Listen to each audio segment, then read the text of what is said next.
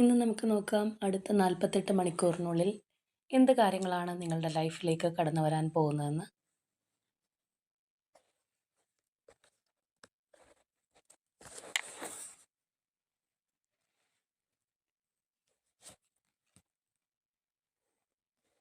നമുക്കൊരു കാർഡ് കൂടി എടുക്കാം.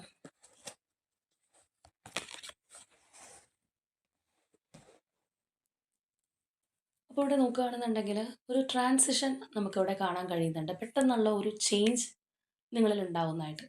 അത് ചിലരെ സംബന്ധിച്ച് അവരുടെ കരിയറിലായിരിക്കും പെട്ടെന്നുള്ളൊരു ഷിഫ്റ്റ് അല്ലെങ്കിൽ ഒരു മാറ്റം സംഭവിക്കുന്നത്. ചിലർക്ക് ഈ പറയുന്നത് പോലെ ഒരു റീലൊക്കേഷൻ, അതായത് അവരുടെ വീടോ അല്ലെങ്കിൽ മറ്റൊരു കാര്യമൊക്കെ മാറിപ്പോകേണ്ടി വരുന്ന ഒരവസ്ഥ കാണുന്നുണ്ട്. അല്ലെങ്കിൽ ആ ഒരു ഷിഫ്റ്റ് നമുക്കിവിടെ കാണാനായിട്ട് കഴിയുന്നുണ്ട്. അതുപോലെ തന്നെ ഒരു ജേണിക്കുള്ള സമയമായിരിക്കുന്നു. നീണ്ട ഒരു യാത്ര നിങ്ങളിൽ ചിലർക്കെങ്കിലും ഉണ്ടാവുന്നതായിട്ട് കാണുന്നുണ്ട്.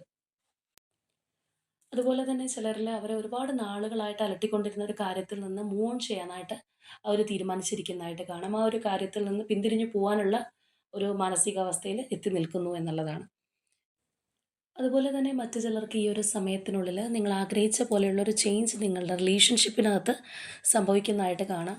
ഏതെങ്കിലും ഒരു തേർഡ് പാർട്ടി സിറ്റുവേഷനോ കാര്യങ്ങളൊക്കെ ഉണ്ടായിരുന്ന ഒരു റിലേഷൻഷിപ്പ് ആണെന്നുണ്ടെങ്കിൽ അതിനേക്കാൾ ഒരു ഇമ്പോർട്ടൻസ് നിങ്ങളുടെ പേഴ്സൺ നിങ്ങൾക്ക് തരാൻ പോകുന്ന ഒരു സമയം, ഒരു പരിഗണന കിട്ടാൻ പോകുന്ന ഒരു സമയമായിട്ട് തന്നെ നമുക്കിത് കാണാം. ചിലർക്ക് അവരുടെ ലൈഫിലേക്ക് പുതിയൊരു റൊമാൻറ്റിക് കണക്ഷൻ വന്നു ചേരുന്നതായിട്ടും കാണാം. അപ്പോൾ തീർച്ചയായിട്ടും നിങ്ങൾ ആഗ്രഹിക്കുന്ന ഒരു പോസിറ്റിവിറ്റി നിങ്ങളിലേക്ക് വന്നു ചേരുന്നതിനായിട്ട് യൂണിവേഴ്സിനോട് ക്ലെയിം ചെയ്യുക, നന്ദി അറിയിക്കുക.